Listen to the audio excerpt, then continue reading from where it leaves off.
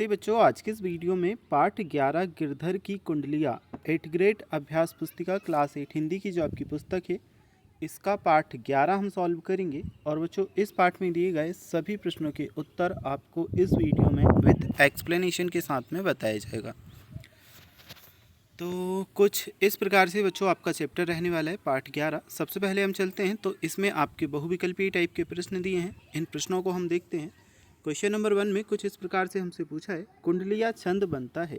Options में हमें ABCD 4 option दिए गए हैं और जो कुंडलिया छंद है ये दोहा और रोला से बनता है, यानी कि जो आपका बी ऑप्शन है दोहा और रोला ये सही उत्तर है। तो फर्स्ट नंबर का जो आपका प्रश्न है, प्रश्न क्रमांक आपका 1, इसमें जो आपका उत्तर रहेगा दोहा और रोला है। इसके बाद में सेकंड क्वेश्चन हमारा आ जाता है, अनुस्वर युक्त सही वर्तनी वाला शब्द है। ऑप्शन हमें दिए हैं चांदी, हंसी, हंस और मुँह। अनुस्वर वाला जो सही शब्द है वह हमारा है ए ऑप्शन चांदी। तो सही उत्तर हमारा आ जाएगा चांदी। ठीक है, उत्तर में आपको चांदी करना है। चलिए नेक्स्ट हम देखते हैं जो आपका प्रश्न है, प्रश्न क्रमांक आपका 3, व्यवहार में विनम्रता कैसे आती है? मीठी वाणी से, वाचलता से, कठोर वचन से और चपलता से। तो तीसरे नंबर का जो प्रश्न है इसमें सही उत्तर हमारा रहेगा व्यवहार में विनम्रता मीठी वाणी से आती है, यानी कि बच्चों ए वाला जो ऑप्शन है आपका मीठी वाणी से ये सही उत्तर है। तीसरे नंबर के प्रश्न के बाद में प्रश्न क्रमांक 4 आपका आ जाता है, कोयल में कौन सी विशेषता नहीं होती है?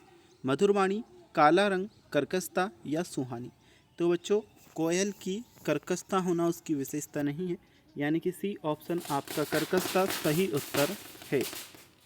तो चौथे नंबर के प्रश्न के लिए आपका जो उत्तर है कर्कशता आएगा। चलिए अब हम देखते हैं जो आपका प्रश्न है, प्रश्न क्रमांक आपका 5, दिए गए छंद के प्रत्येक चरण में मात्राओं की गणना संख्या होगी। एक छंद हमें दिया है, जय हनुमान ज्ञान गुण सागर, जय कपीस तिहु लोक उजागर, रामदूत अतुलित बल धामा, अंजनी पुत्र पवन सुत नामा। अब इसमें जो मात्राओं की गणना है वह हमें बतानी है। ऑप्शन ए हमारे पास 13-11 का है, ऑप्शन बी 11-13, ऑप्शन सी 16-16 और एक और ऑप्शन है 24-24। तो उत्तर हमारा क्या रहेगा बच्चों? सी वाला जो हमें ऑप्शन दिया 16-16 ये हमारा क्या सही उत्तर आएगा। ठीक है, 16 और 16। तो 5वें नंबर के प्रश्न में आपका 16-16 आंसर रहेगा। इसके बाद में हम चलते हैं तो आपके रिक्त स्थान दिए हैं, रिक्त स्थानों को हम समझेंगे। नीचे दिए गए शब्दों में से उचित शब्द चुनकर रिक्त स्थानों की पूर्ति कीजिए। तो यहाँ पर हमें कुछ शब्द भी दिए हैं जैसे कि उपमा, सपनों, बहता और गिरता। छठे नंबर का प्रश्न हम देखते हैं, गिरधर कविराय ने अपनी रचना छंद में की है। तो बच्चों गिरधर कविराय ने अपनी जो रचना है वह कुंडलिया छंद में की है। पहले नंबर के जो रिक्त स्थान आपका है इसमें आपका उत्तर आ जाएगा क्या? कुंडलिया। नेक्स्ट हमारा है सेकंड, कदम्ब शब्द में प्रयुक्त पंचम वर्ण है। तो कदम्ब शब्द में प्रयुक्त पंचम वर्ण आपका आ जाएगा गिरता। 7वें नंबर के प्रश्न के उत्तर में आएगा उत्तर गिरता। अगला है सपने का बहुवचन रूप होगा। तो सपने का बहुवचन रूप सपनों होगा, ये आपका सही उत्तर है। अगला हमारा है गिरधर कविराय ने दौलत को जल कहा है। तो गिरधर कविराय ने दौलत को बहता जल कहा है, उत्तर हमारा आ जाएगा क्या? बहता। नेक्स्ट हम देखेंगे, शब्द सुने सब कोय पद में प्रयुक्त अलंकार है। तो इस पद में प्रयुक्त अलंकार आपका आएगा उपमा। ठीक है, उपमा। चलिए ये हमारे कंप्लीट होते हैं। अब हम देखते हैं जो आपके अति लघुत्तरीय टाइप के प्रश्न हैं इन्हें। क्वेश्चन नंबर 11 हम देखते हैं, हमें मीठे वचन क्यों बोलना चाहिए? तो 11वें नंबर का जो प्रश्न है इसका उत्तर बच्चों आप देखिए।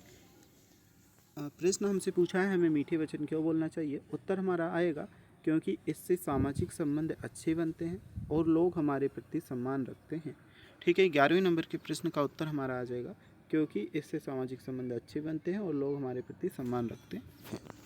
नेक्स्ट है हमारा 12वें नंबर का क्वेश्चन, इन शब्दों में से उचित स्थान पर अनुशासिक चिन्ह लगाकर सही शब्द बनाइए।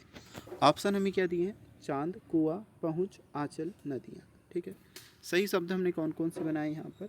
ये तो एक हमने बनाया चांद, कुआं, पहुँच, आंचल और नदियाँ। चलिए ये हमारा होता है कंप्लीट। अब हम देखते हैं जो आपका 13वें नंबर का प्रश्न है। इस प्रश्न में हमें दिया गया है, गुण के गाहक सहस नर पंक्ति का क्या आशय है? तो यह है बच्चों हमारा प्रश्न क्रमांक 13। ठीक है, गुण के गाहक सहस नर पंक्ति का क्या आशय है? उत्तर हमारा इसका क्या होगा? देखिए यहाँ पर मैं आपको बता दूं, गुण के गाहक सहस नर पंक्ति का आशय है कि गुणों को कद्र करने वाले, ठीक है, कद्र करने वाले हजारों लोग होते हैं, पर बिना गुणों के किसी को कुछ प्राप्त नहीं होता। ठीक है, ये आपका उत्तर रहेगा, ये आपको उत्तर में कर लेना है। यह आपके कौन से 13वें नंबर के प्रश्न का उत्तर है। गुण के गाहक सहस नरपंक्ति का आशय है कि गुणों की कद्र करने वाले हजारों लोग होते हैं, पर बिना गुणों के किसी को कुछ प्राप्त नहीं होता। अगला हम देखेंगे, यहाँ पर 14वें नंबर का प्रश्न हमसे पूछा गया है। तो 14वें नंबर के प्रश्न में पूछा गया है, कोयल और कोए का अंतर कैसे पता चलता है? उत्तर हमारा क्या आ जाएगा? कोयल और कोए का अंतर उनकी वाणी से पता चलता है। कोयल की वाणी मधुर होती है, जबकि कोए की वाणी कर्कश होती है। ठीक है, ये रहेगा आपका उत्तर। कोयल और कोए का अंतर कैसे पता चलता है? उत्तर आ जाएगा, कोयल और कोए का अंतर उनकी वाणी से पता चलता है। कोयल की वाणी मधुर होती है, जबकि कोए की वाणी कर्कश होती है। 14वें नंबर के प्रश्न के बाद में हमारा जो प्रश्न है, प्रश्न क्रमांक हमारा 15, ये हमारा लघु उत्तरीय प्रश्न रहेगा। इसमें हमसे पूछा गया है, कोयल की प्रशंसा की जाती है, कोयल की प्रशंसा क्यों की जाती है? तो ये हमें उत्तर देना है कि कोयल की प्रशंसा क्यों की जाती है। अब उत्तर हमारा क्या रहेगा? कोयल की प्रशंसा उसकी मधुर आवाज़ के कारण की जाती है, उसकी बोली मन को भाती है और वह वसंत ऋतु का संदेशवाहक मानी जाती है। तो ये हमारे 15वें नंबर के प्रश्न का उत्तर रहेगा, कोयल की प्रशंसा उसकी मधुर आवाज़ के कारण की जाती है, उसकी बोली मन को भाती है और वह वसंत ऋतु का संदेशवाहक भी मानी जाती है। चलिए 15वें नंबर का जो प्रश्न है कंप्लीट होता है। अब हम बढ़ते हैं जो आपका अगला प्रश्न है, यानी कि प्रश्न क्रमांक आपका 16 इसकी तरफ। तो क्वेश्चन नंबर 16 यानी कि 16वें प्रश्न में हमें दिया है, कुंडलिया छंद की क्या विशेषता है? 16वें नंबर के प्रश्न का उत्तर आपका यहाँ पर आ जाता है, कुंडलिया दोहा और रोला के संयोग से बना छंद है। इस छंद के 6 चरण होते हैं तथा प्रत्येक चरण में 24 मात्राएं होती हैं। तो 16वें नंबर के प्रश्न का उत्तर रहेगा, कुंडलिया दोहा और रोला के संयोग से बना छंद है। इस छंद के 6 चरण होते हैं तथा प्रत्येक चरण में 24 मात्राएं होती हैं। 16वें नंबर के प्रश्न के बाद में बढ़ते हैं जो आपका अगला प्रश्न है, यानी कि प्रश्न क्रमांक आपका 17। इस प्रश्न को हम समझेंगे। तो पहले प्रश्न आप देखिए, फिर हम देखते हैं इसका उत्तर। आपको अचानक बहुत सारा धन मिल जाए तो आप कैसा व्यवहार करेंगे? ठीक है, तो एक सिंपल सा प्रश्न पूछा है कि धन मतलब पैसे वगैरह, आपके पास अचानक से बहुत सारे पैसे आ जाए तो आपका व्यवहार किस तरह का होगा, यह हमसे 17वें नंबर के प्रश्न में पूछे गए हैं। तो इस प्रश्न के उत्तर को अगर हम देखें, अगर मुझे अचानक बहुत सारा धन मिल जाए तो मैं अभिमान नहीं करूँगा और इसे समझदारी से खर्च करने की कोशिश करूँगा। मैं इस धन को अच्छे कार्यों में लगाऊंगा और विनम्रता बनाए रखूँगा। ठीक है बच्चों, तो ये हमने 17वें नंबर के प्रश्न का उत्तर लिखा।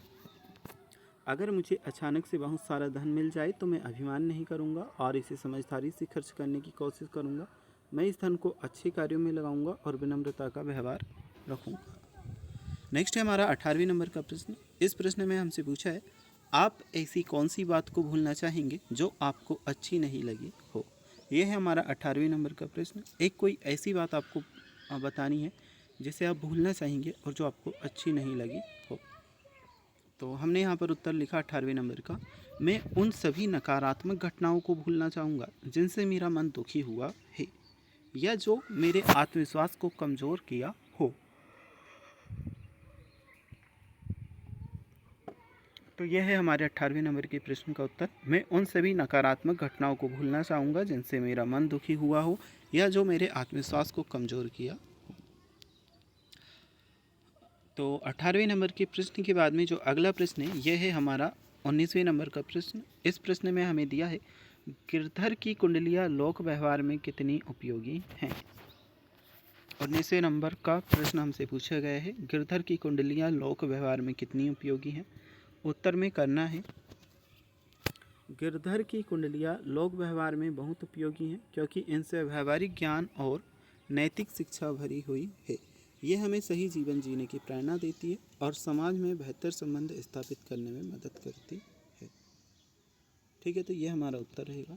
गिरधर की कुंडलियाँ लोक व्यवहार में कितनी उपयोगी है? उत्तर आ जाएगा गिरधर की कुंडलियाँ लोक व्यवहार में बहुत उपयोगी है, क्योंकि इनमें व्यवहारिक ज्ञान और नैतिक शिक्षा भरी हुई है। ये हमें सही जीवन जीने की प्रेरणा देती है और समाज में बेहतर संबंध स्थापित करने में मदद करती है। नेक्स्ट है हमारा क्वेश्चन नंबर 20, प्रश्न क्रमांक 20। आप अपने जीवन में किस व्यक्ति से प्रभावित हुए हैं, उनके गुणों के बारे में विस्तार से लिखिए। तो 20वें नंबर के प्रश्न का उत्तर हमें लिखना है कि आप अपने जीवन में किस व्यक्ति से प्रभावित हुए हैं, उनके गुणों के बारे में विस्तार से हमें लिखना है। अब 20वें नंबर के प्रश्न का उत्तर रहेगा, मैं अपने जीवन में अपने दादाजी से प्रभावित हूँ। वे अत्यंत अनुशासित और ईमानदार थे। उन्होंने हमें सिखाया कि जीवन में मेहनत और सच्चाई कितनी महत्वपूर्ण है। उनकी दया और करुणा ने हमें दूसरों की मदद करने की प्रेरणा दी। उनके सकारात्मक दृष्टिकोण और कठिनाइयों में धैर्य में हमेशा संघर्ष करने का हौसला दिया। तो बच्चों पार्ट 11 आपका कंप्लीट हुआ। अगर आपको पार्ट 12 याचक और दाता के उत्तर देखना है तो आपको हमारे चैनल पर प्लेलिस्ट में जाना है, वहाँ पर आपको सारे चैप्टर के आंसर के वीडियो इसी तरह के देखने को मिल जाएंगे।